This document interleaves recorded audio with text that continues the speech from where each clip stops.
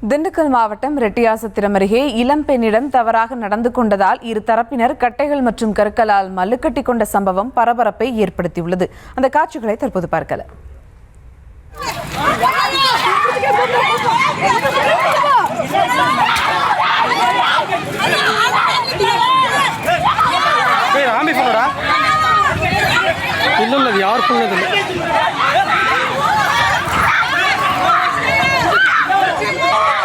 தொடர்ந்து இது குறித்து பேசுவதற்காக இணைகிறார் ராஜேந்திரன், நீங்க விவரங்களை வழங்கலாம்.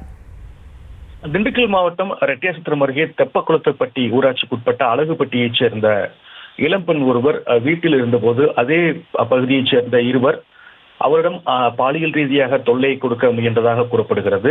இது பல நாட்கள் தொடர்ந்து இருக்கிறது. இந்த நிலையில் கடந்த 2 நாட்களுக்கு முன்பு, அதாவது 25ஆம் தேதி, அந்த பெண்ணின் கணவர் வீட்டை விட்டு வெளியே சென்றுடன் அப்பகுதியைச் சேர்ந்த அழகர் மற்றும் குமரேசன் ஆகியோர் அந்த இளம் பெண்ணுக்கு பாலியல் தொந்தரவு கொடுக்க முயன்றதாக கூறப்படுகிறது. இதனால் அச்சமடைந்த பெண் கூச்சலிட்டுள்ளார்.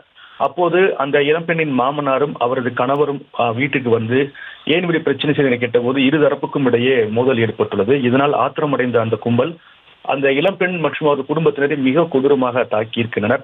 உருட்டுக்கட்டை உள்ளிட்டவற்றால் இருதரப்பும் மாறி மாறி தாக்கி கொண்ட காட்சிகள் தற்போது சமூக வலைதளங்களில் வெளியாகியுள்ளது. இந்த சம்பவத்தில் காயமடைந்த அவர்கள் தற்போது திண்டுக்கல் அரசு மருத்துவமனையில் அனுமதிக்கப்பட்டிருக்கின்றனர். அந்த பெண்ணின் கணவருக்கு கை எலும்பு முறிவு மற்றும் பலத்த காயம் ஏற்பட்டுள்ளதாக சொல்லப்படுகிறது. இந்த நிலையில் இந்த வீடியோ காட்சிகள் தற்போது சமூக வலைதளங்களில் அதிகமாக பரவப்பட்டு வருகிறது. விவரங்களுக்கு நன்றி ராஜேந்திரன்.